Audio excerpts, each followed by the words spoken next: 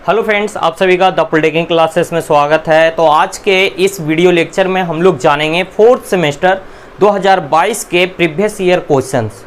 Subject name है आपका electronics equipment and maintenance.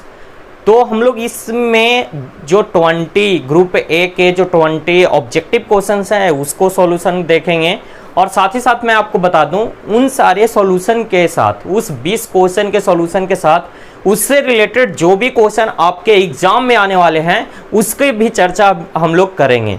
तो चलिए हम लोग देर न करते हुए अपने कंटेंट की ओर आगे बढ़ते हैं और देखते हैं, समझते हैं क्या है कैसे है।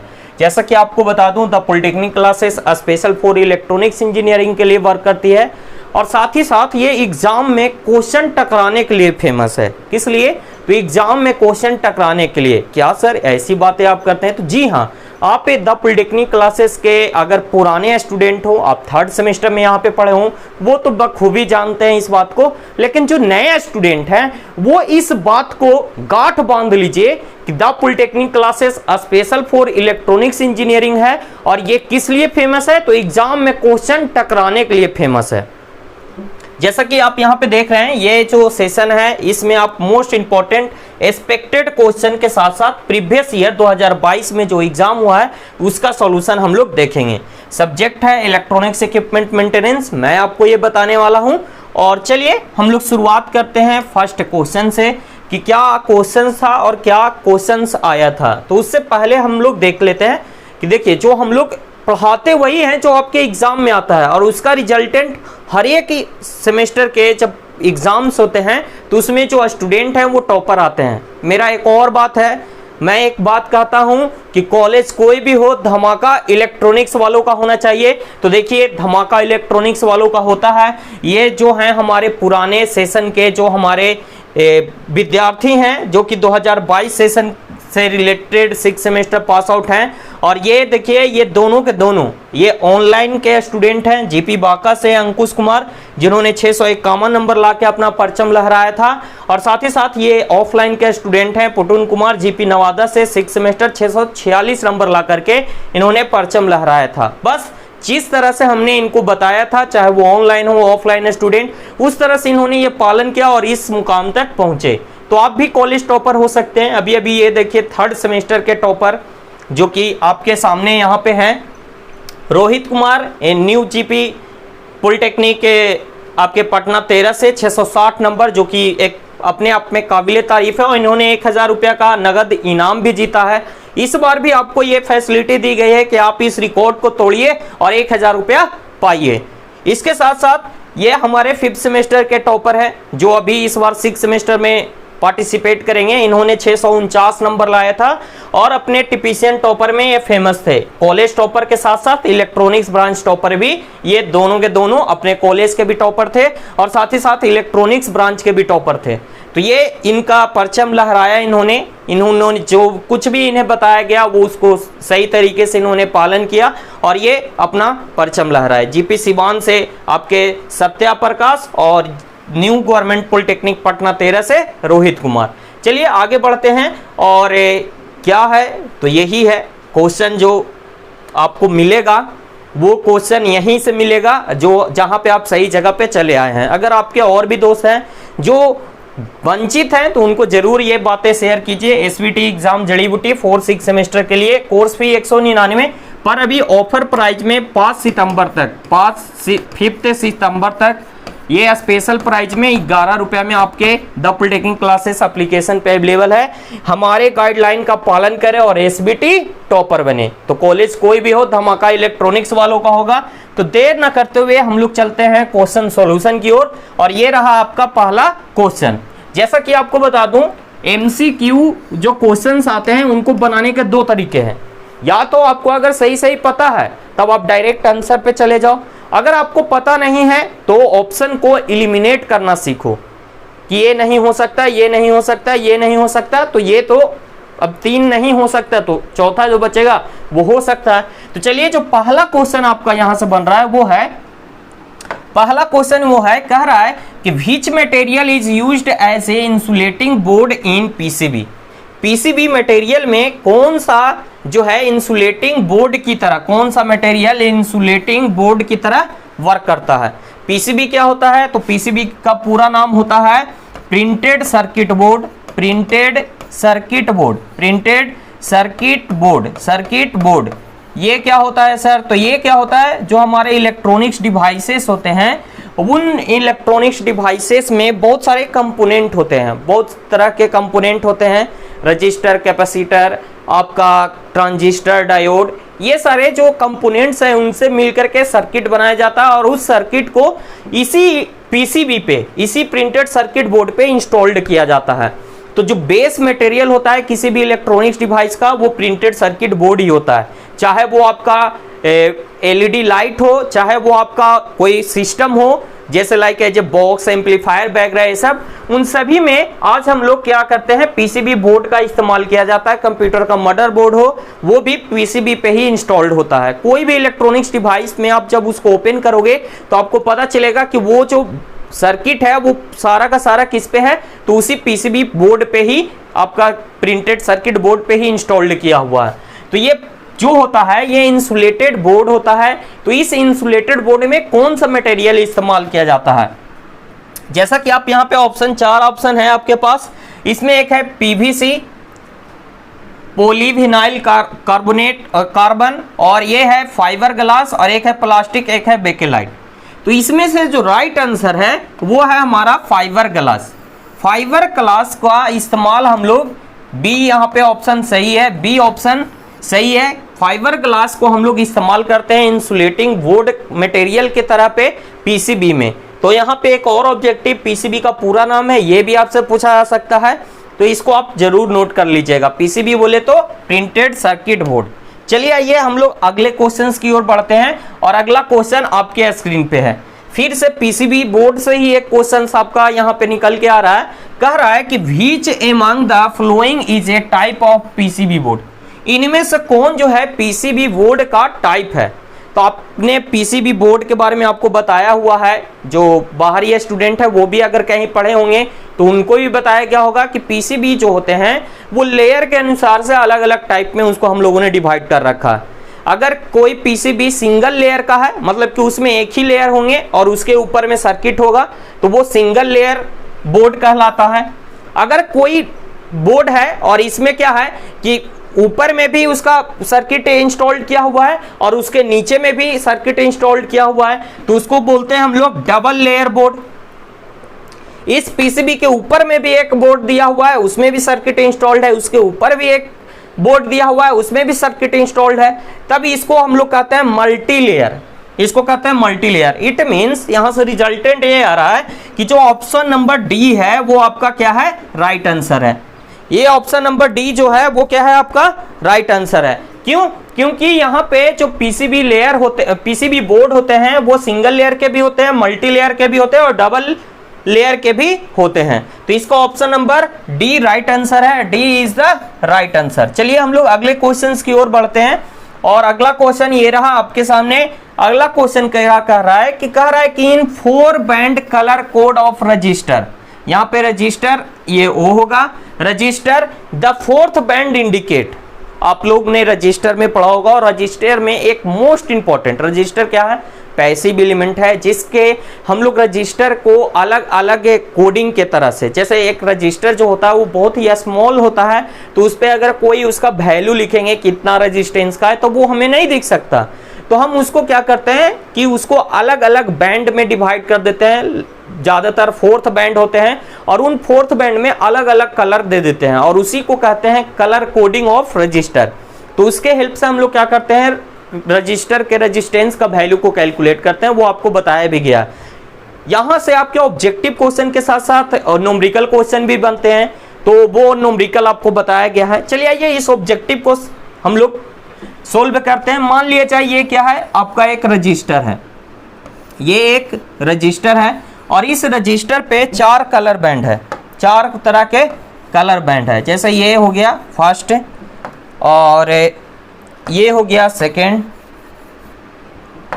और ये हो गया थर्ड, और ये हो गया फोर्थ। ये 4 कलर बैंड है।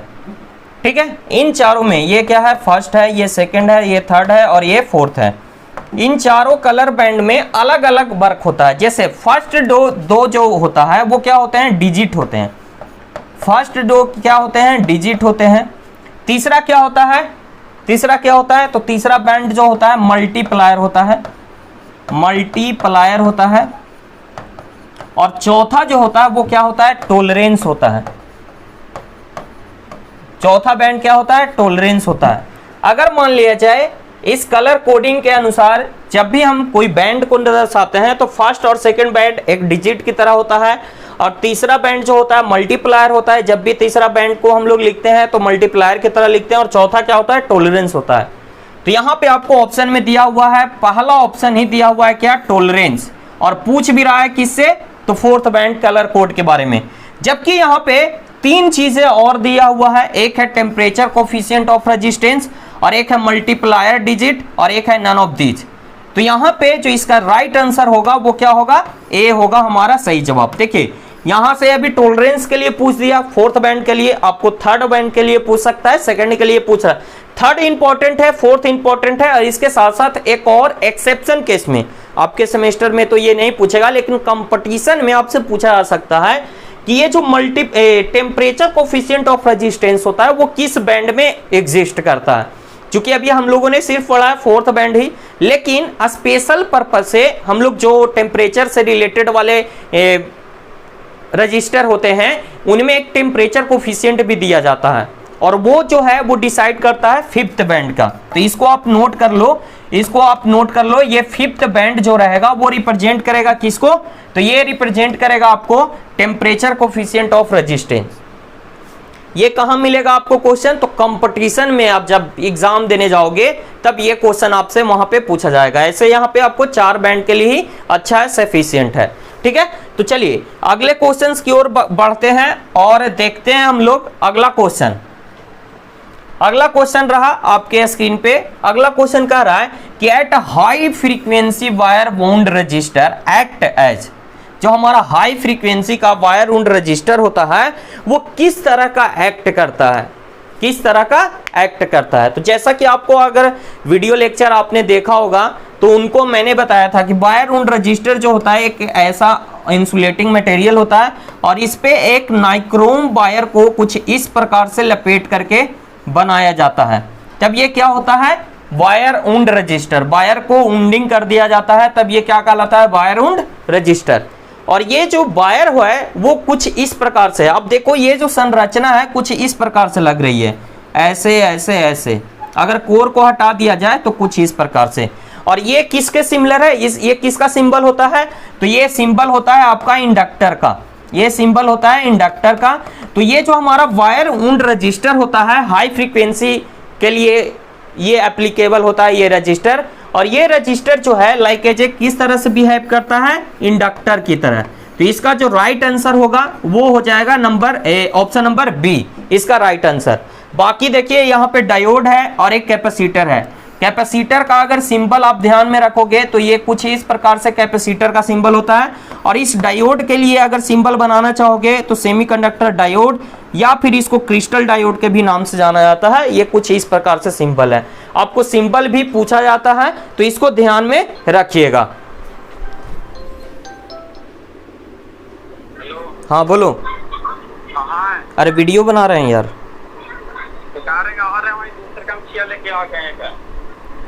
अच्छा ठीक है, आओ चार्जर मेरा लेते आना। तो उसे चार्ज नहीं हो रहा है? हो रहा है, ठीक है आओ आओ। ठीक है।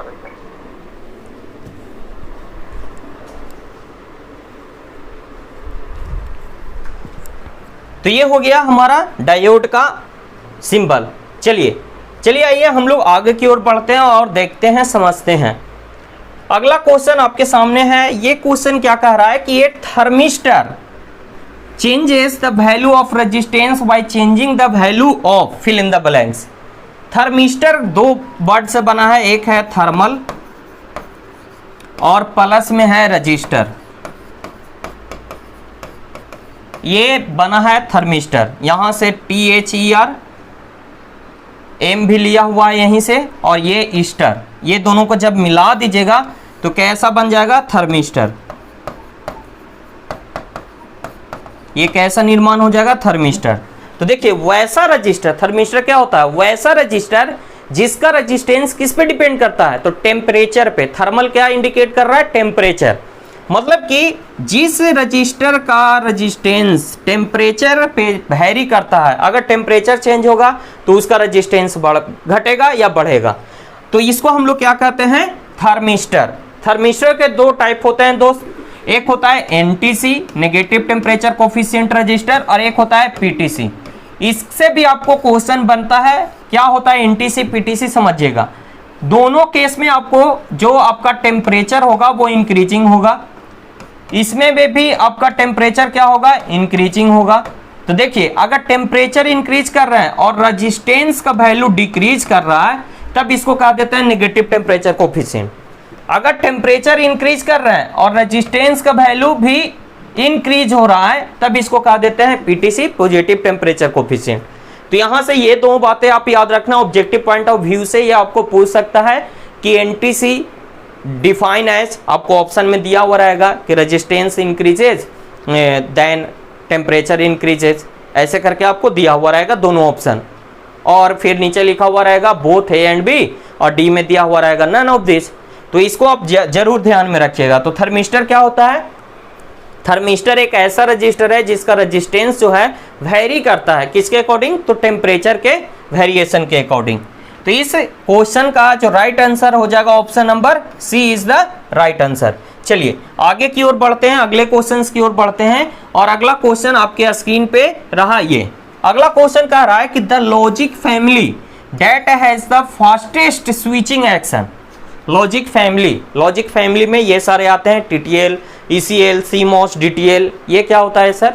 तो सबसे पहले तो इन सभी का ना पूरा नाम बहुत इंपॉर्टेंट है, मतलब फुल फॉर्म इन सभी का बहुत इंपॉर्टेंट है, आपके क्वेश्चन में ये बार बार पूछा जाता है। तो चलिए आइए आगे हम लोग इसको समझते हैं, इसका पूरा नाम क्या क्या है। तो टीटीएल का पूरा नाम होता है ट्रांजिस्टर लॉजिक। टीटीएल का पूरा नाम क्या है, ट्रांजिस्टर लॉजिक, ठीक है, ये हो गया ट्रांजिस्टर लॉजिक। ईसीएल क्या है, तो ईसीएल का पूरा नाम है emitter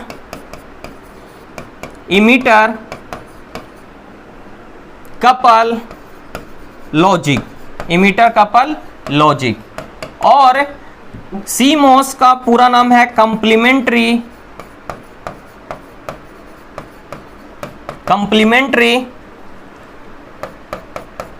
metal oxide semiconductor. AC से क्या है, सेमीकंडक्टर। और डीटीएल क्या है, तो ये इसका पूरा नाम है डायोड ट्रांजिस्टर लॉजिक। तो इन सभी का पूरा नाम भी है जो कि आपके इंपॉर्टेंट है, ऑब्जेक्टिव पॉइंट ऑफ व्यू से ये पूछा आ सकता है।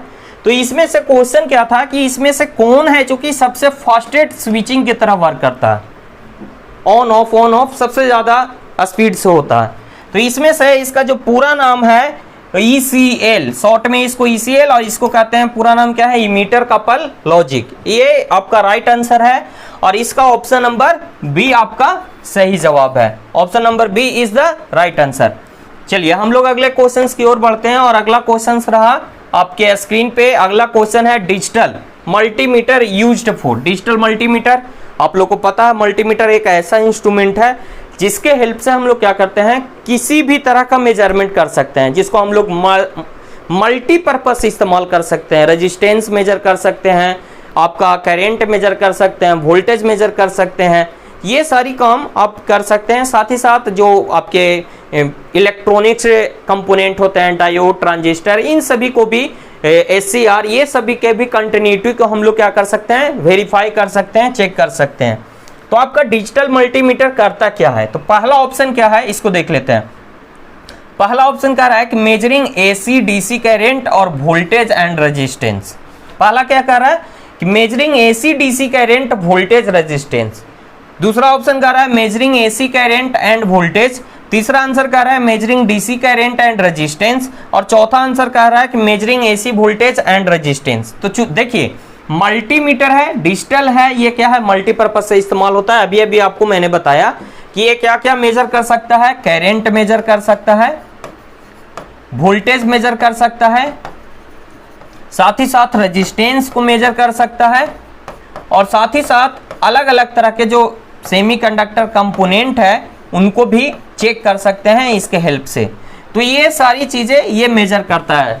करंट वोल्टेज चाहे एसी हो चाहे डीसी हो, डिजिटल है तो दोनों मेजर करेगा।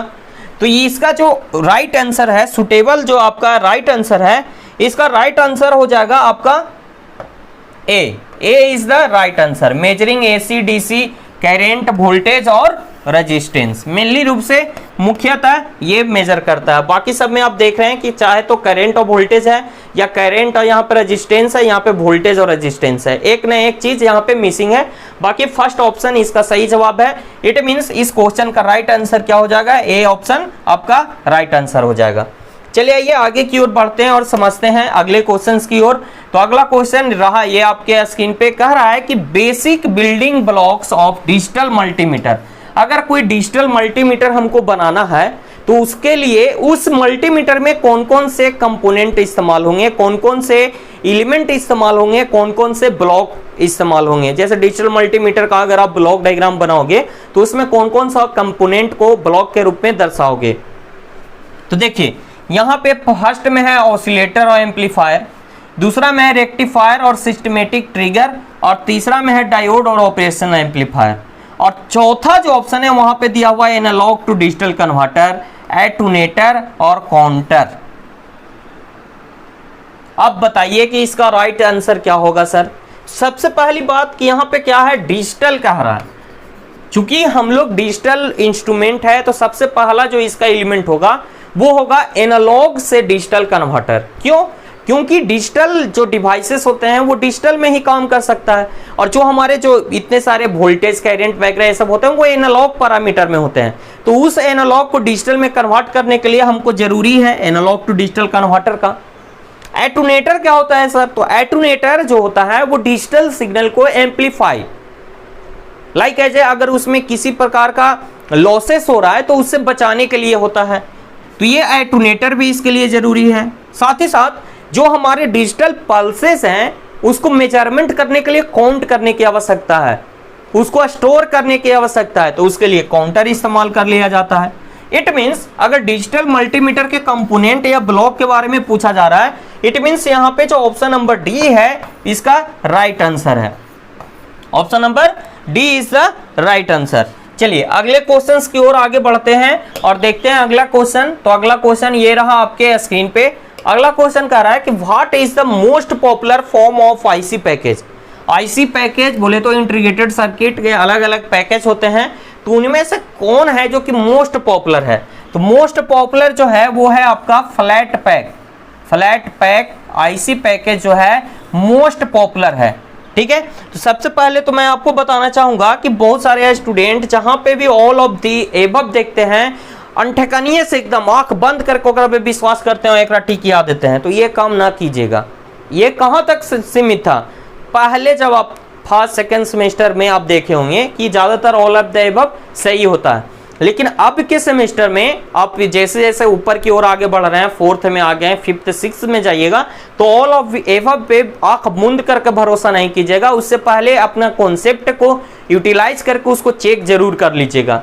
तो उसके अनुसार से अगर आप कॉन्सेप्ट लगाओगे, आप पढ़ाई किए हैं तो वो तो जान रहे हैं, जो नहीं पढ़े हैं वो आप जान जाओ कि जो मोस्ट पॉपुलर है वो कौन है, फ्लैट पैक आईसी जो है ज्यादातर हमारे इंपॉर्टेंट है। क्यों इंपॉर्टेंट है सर ये बताइए। तो ये जो आईसीस होते हैं बाबू वो पीसीबी बोर्ड पे इंस्टॉल्ड किए जाते हैं। कोई सर्किट बनाने के लिए पीसीबी बोर्ड पे ऐसे ऐसे छोटे छोटे छिद्र रहेंगे और इन्हीं में आईसी को क्या किया जाता है, सेटअप किया जाता है। तो जब ये फ्लैट होगा, फ्लैट मतलब क्या, समतल होगा, जो हमारा आईसी होगा वो समतल होगा, तो इजिली वे में इस पीसीबी पे इंस्टॉल्ड हो जाता है, कोई डिफिकल्टीज नहीं आती है। इसीलिए ये जो फ्लैट पैक वाले होते हैं वो ज्यादा पॉपुलर होते हैं। ठीक है, तो इसका राइट आंसर क्या हो जाएगा, option number A is the right answer. चलिए अगले क्वेश्चन की ओर बढ़ते हैं और अगला क्वेश्चन रहा आपके स्क्रीन पे और ये है आपका अगला क्वेश्चन। कह रहा है कि which of the following tools is generally required to see the connection between the component of an IC. IC क्या होता है? इंटीग्रेटेड सर्किट होता है, बहुत छोटे छोटे उसके पिन्स होते हैं, और उन पिन को आप देखना चाहो तो अगर ऐसे देखोगे तो कंफ्यूज हो जाओगे। कभी ऊपर वाला पिन आप नीचे को देख लोगे, मतलब कि ऐसे होते हैं। देखिए एक कुछ ऐसे है 8085 आईसी के बारे में अगर बात करें, माइक्रो प्रोसेसर है, तो इसमें ड्यूल इन लाइन में यहाँ से यहाँ तक मान लिया जाए, ये पहला से लेकर के ऐसे ऐसे 20 पिन तक है, और इधर भी क्या है 20 पिन है। मतलब कि अगर यहाँ पे देखा जाए 21 से ये 40 तक, मतलब टोटल जो इसमें पिन है वो 1 से लेके, मतलब कि टोटल जो पिन होते हैं वो कितना होते हैं? 40 पिन होते हैं। और इन 40 पिन में बहुत ही स्मॉल होते हैं, तो उनको अगर आप देखने के लिए अगर देखा जाए, छोटा चीज़ है तो उसको बड़ा करके हमको देखना पड़ेगा, तब तो जाके अच्छे से हम उसको केयर कर सकते हैं। तो वही पिन्स कौन कहाँ से कनेक्टेड है पीसीबी पे, सोल्डरिंग किए हुए हैं या करना है, तब हम उसके लिए क्या करते हैं, उसको देखने के लिए एक डिवाइस का इस्तेमाल करते हैं, जो कि हमको क्या होता है, आप कभी इलेक्ट्रॉनिक से मार्केट में गए होंगे जहाँ पे रिपेयरिंग वगैरह ये सब का काम होता है, तो वहाँ पे आप देखते होंगे कि वो जो वर्क कर रहा होता है वो अपने आँख में एक लगाता है लेंस टाइप का, इतना बड़ा सा लगाएगा, और वो ऐसे एक आँख बंद करके एक आँख से उसको देखेगा और उसको करेगा। तो वो जो लगाता है वो क्या होता है?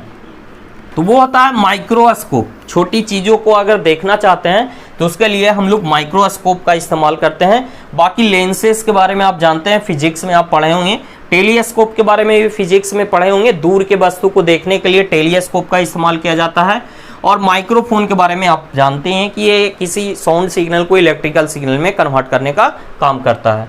तो इसका जो राइट आंसर है वो है option number B, B is the right answer. चलिए अगले क्वेश्चन की ओर आगे बढ़ते हैं, और अगला क्वेश्चन ये रहा आपके स्क्रीन पे। अगला क्वेश्चन क्या कह रहा है?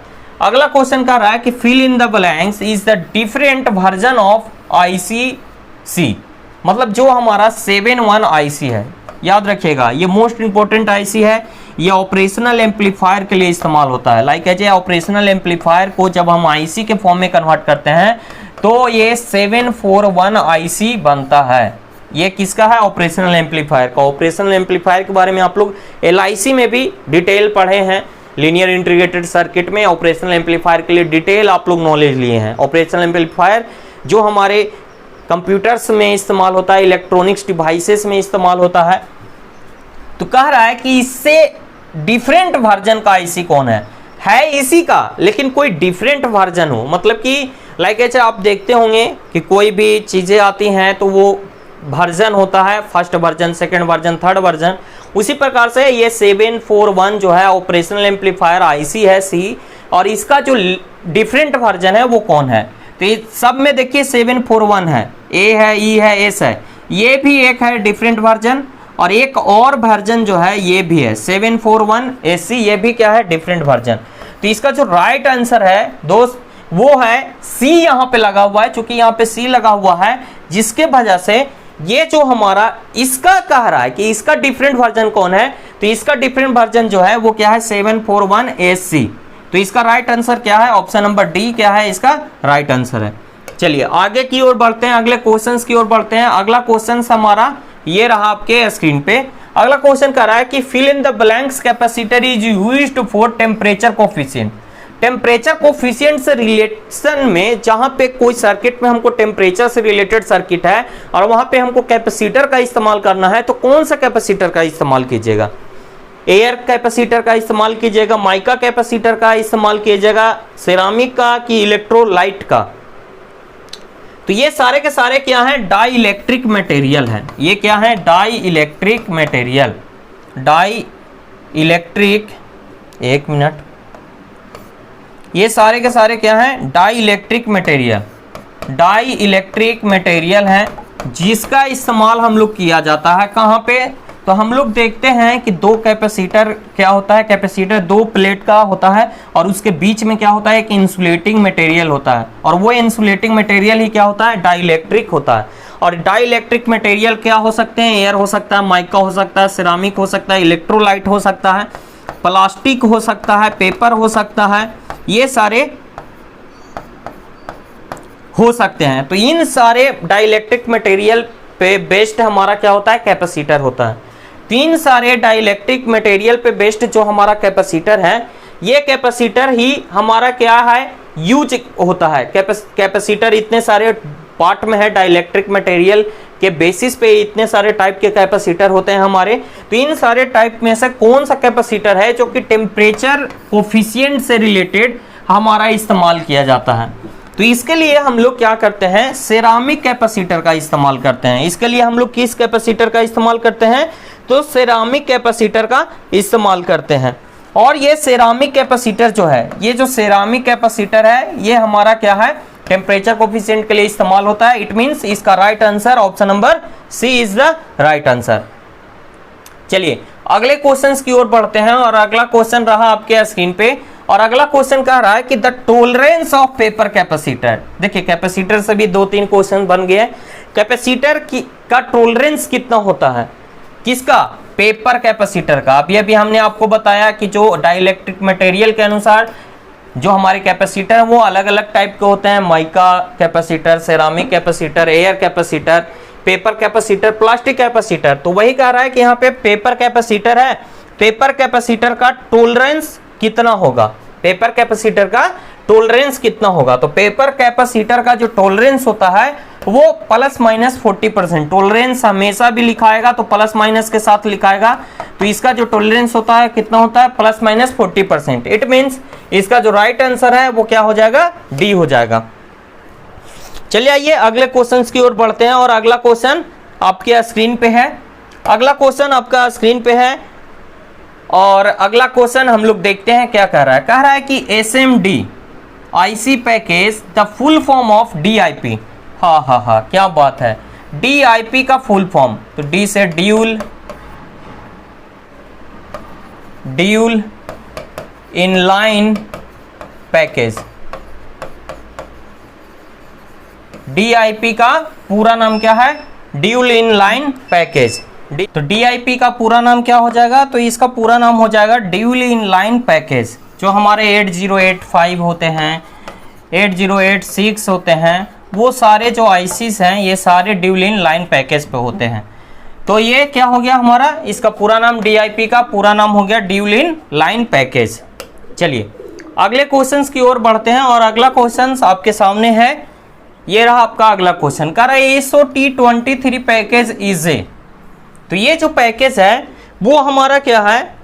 तो ये पैकेज जो हमारा है वो 3 terminal plastic surface mount component है। ये क्या है? 3 terminal plastic mount surface component है। तो इसका जो राइट आंसर हो जाएगा वो ऑप्शन नंबर ए क्या हो जाएगा? राइट आंसर हो जाएगा। ये IC पैकेज से क्वेश्चंस है और ये IC पैकेज से ऑब्जेक्टिव क्वेश्चंस इसी तरह के आपके बनते हैं। चलिए अगले क्वेश्चंस की ओर बढ़ते हैं। अगला क्वेश्चंस रहा आपके स्क्रीन पे। अगला क्वेश्चन कह रहा है कि what type of component are regard as through hole mounting. इनमें से कौन सा टाइप का जो कंपोनेंट है वो regard as the hole mounting? जैसे आपको बता दें, एक PCB पे मैंने आपको बताया टीनी होल्स होते हैं, मतलब बहुत ही स्मॉल टीनी होल्स होते हैं और इन्हीं होल्स के बीच में कोई कंपोनेंट को हम लोग क्या करते हैं?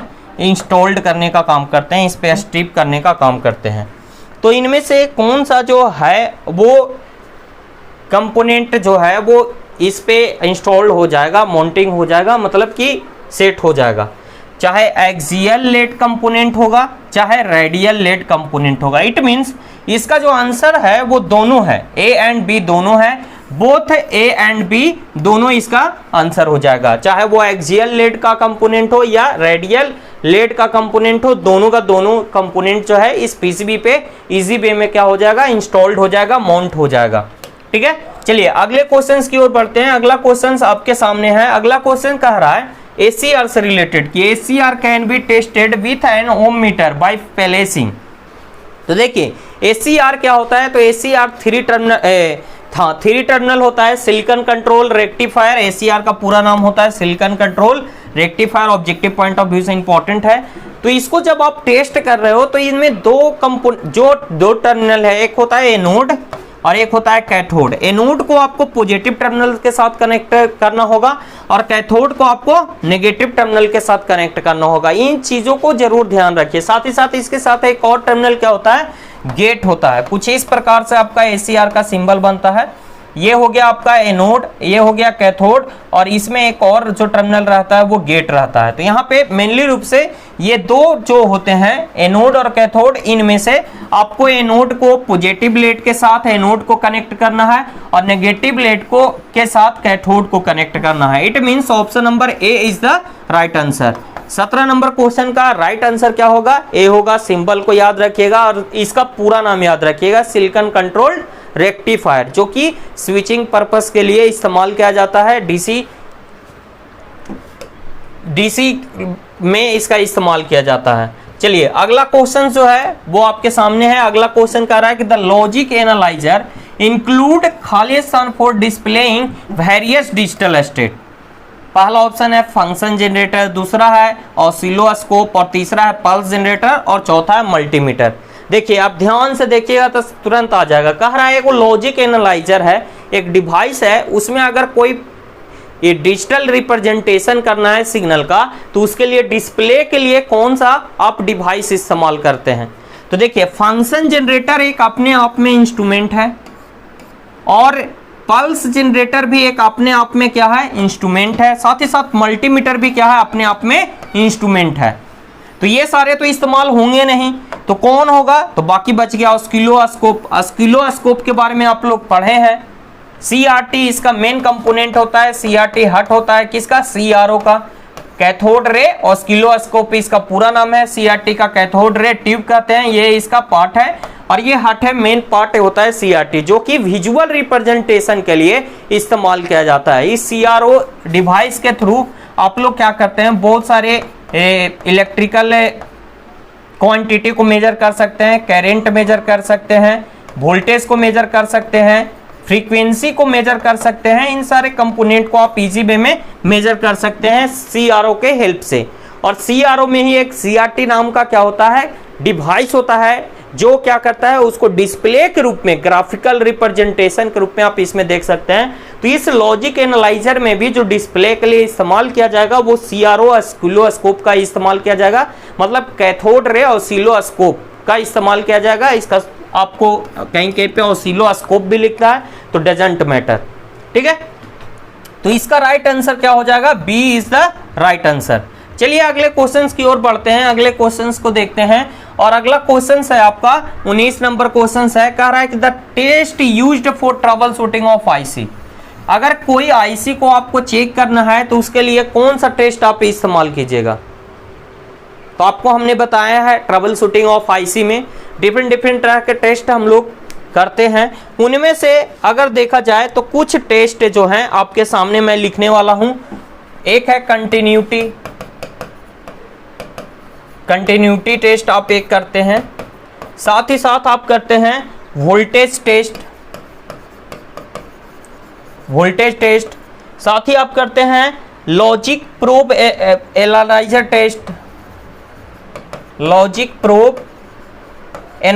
टेस्ट। साथ ही आप करते हैं फंक्शनल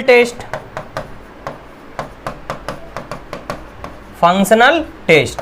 तो देखिए इतने सारे टेस्ट आप करते हैं ट्रबल शूटिंग आईसीस के दौरान। तो इनमें से आपको इसमें जो फंक्शनल टेस्ट है वो पहला नंबर में ही आपको यहाँ पे मिल रहा है। तो इसका ऑप्शन नंबर क्या हो जाएगा? ए इज द राइट आंसर हो जाएगा। और आईसी बहुत ही सेंसिटिव चीज होता है, एक बार अगर ये खराब हो गया तो इसको आप ना बना नहीं सकते हैं, फिर आपको इसके जगह पे कोई दूसरा आईसी ही इस्तेमाल करना पड़ेगा। जैसे आप दुकान वगैरह सब पे जाते होंगे तो आपका मोबाइल का आईसी उड़ जाता है, तो वो कहता है बाबू, दुकानदार कहेगा भैया एक आईसी उड़ गलो है, अब एक हम कुछ ना कर सके, नया लगा सके। बोला लगावे लगे, हाँ बता लगा देबो। तो हाँ कितना पैसा लगता है? तो इतना। अरे 4000 लगते ना, नया ले ले भाई। तो कोई लगवाते भी हैं, अगर कोई इंटरनल कुछ अच्छा खासा आपका डॉक्यूमेंट वगैरह ये सब है वैसा चीज। अगला क्वेश्चन कर रहा है कि what is the use of capacitor in power supply. Power supply में कैपेसिटर का इस्तेमाल किस लिए किया जाता है? तो देखिए यहाँ पे 3-4 चीजें हैं, वो मैं आपको बता दूं। पहला है रेक्टिफिकेशन, तो ये रेक्टिफायर इसके लिए इस्तेमाल किया जाता है, ठीक है। दूसरा है रेगुलेशन, अगर वोल्टेज रेगुलेशन की ये बात कर रहा है तो इसके लिए जेनर डायोड इस्तेमाल किया जाता है, जेनर डायोड। मेन इसका कंपोनेंट। अगर रेक्टिफायर इस्तेमाल हो रहा है तो एक सिंपल डायोड इसमें इस्तेमाल हो रहा है, जिसको हम क्रिस्टल कह सकते हैं या सेमीकंडक्टर डायोड कह सकते हैं। और फिल्टरिंग का जहां पे भी काम आता है वहां पे कैपेसिटर का इस्तेमाल किया जाता है। कैपेसिटर का इस्तेमाल कहां पे किया जाता है? फिल्टरिंग के लिए किया जाता है। तो इसका जो राइट आंसर हो जाएगा वो फिल्टरिंग हो जाएगा, और फिल्टरिंग के लिए हम लोग क्या करते हैं? कैपेसिटर का इस्तेमाल करते हैं। इसका ऑप्शन नंबर सी। तो मतलब पावर सप्लाई में अगर कैपेसिटर इस्तेमाल हो रहा है तो वो फिल्टरिंग प्रोसेस के लिए इस्तेमाल हो रहा है। ठीक है, चलिए हम लोगों ने एमसीक्यू तो देख लिया सर। अब आप कहिएगा कि सर एमसीक्यू बता दिए, ग्रुप बी, तो ग्रुप बी में भी आइए चलिए देखते हैं। तो ग्रुप बी में आप देखिएगा कि यहाँ पे जितने सारे भी क्वेश्चंस है वो सारे के सारे क्वेश्चंस आपको हमारे जो पढ़ाया हुआ है उसी में से आया है, और सारे लेक्चर आपको आगे के सेशन में, आप जब इस लेक्चर के आगे आप देखोगे तो सारे आपके क्वेश्चंस के अकॉर्डिंग, सारे क्वेश्चन के आंसर जो हैं उसके अकॉर्डिंग आपके वीडियो लेक्चर अवेलेबल हैं। उस वीडियो लेक्चर को आप अगर फॉलो कीजिएगा तो इन सारे का आंसर आपको वहां पे मिल जाएगा, तो उसको आप जरूर फॉलो कीजिएगा। और एक और मैं बात बता देता हूं कि आप जितना लिख लिख करके प्रैक्टिस कीजिएगा, 4 और 6 नंबर के लिए आप जितना लिख लिख करके प्रैक्टिस कीजिएगा उतना ज्यादा आपके लिए फायदा होगा। क्योंकि मैं एक ही बात कहता हूं कि जो कुछ भी पढ़ रहे हैं वही आपकी पूंजी है, और मेहनत सफलता की कुंजी है। अगर आप चाहते हैं कि आपको सफलता मिले तो मेहनत करना सीखिए, और मेहनत कहाँ करना है? तो प्रैक्टिस करना है। पेन और पेपर के साथ आपको प्रैक्टिस करना है, तभी आप जाके एग्जाम में आंसर राइटिंग अच्छे तरीके से करके आइएगा। और टाइम के ड्यूरेशन के अकॉर्डिंग आप अपने 4 और 6 नंबर के जवाब को अच्छे से लिख करके आइएगा, क्योंकि जब तक आप लिखिएगा नहीं तब तक आपका कुछ होने वाला है नहीं। तो बस जैसे आपको बताया जा रहा है वैसे करते रहिए, आपका एग्जाम अच्छा जाएगा। तो चलिए आज के वीडियो लेक्चर में इतना ही, मिलेंगे हम लोग नेक्स्ट डे नेक्स्ट अपडेट के साथ। तो बन रहे द पॉलिटेक्निक क्लासेस के साथ।